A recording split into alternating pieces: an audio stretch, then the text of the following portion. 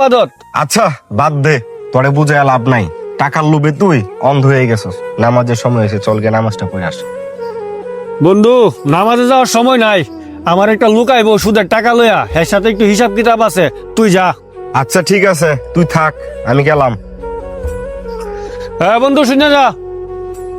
কি হয়েছে, আবার ডাকলি কে? বন্ধু, এই ধর এখানে 20,000 টাকা আছে। রমজান মাসে তোর বউ বাচ্চা নিয়া ভালা মন্দ বাজার সদাই করে কিছু খাইস। তুই কেমনে ভাবলি তোর এই সুদের টাকা দিয়া আমি আমার বউ বাচ্চা নিয়ে খামো? না খায় মরে যাবো, তবু তোর এই সুদের 1 টাকা আমার পেটে যাবে না। টাকার লোভে পইরা তুই রাজীব অন্ধ হয়ে গেছস। এই রমজান মাসের উছিলে হইলেও এই সুদের ব্যবসাটা ছাড়। তোরা নিজের বন্ধু পরিচয় দিতে আমার লজ্জা হয়। এই নে তোর সুদের টাকা। যেদিনে সুদের ব্যবসা ছাড়তে পারবি ওই দিন আমারে বন্ধু হইলা পরিচয় দিবি। আজকের পর থেকে তোর সাথে আমার আর কোনো সম্পর্ক নাই। আমার নামাজের সময় হয়েছে, ওই নামাজে গেলাম।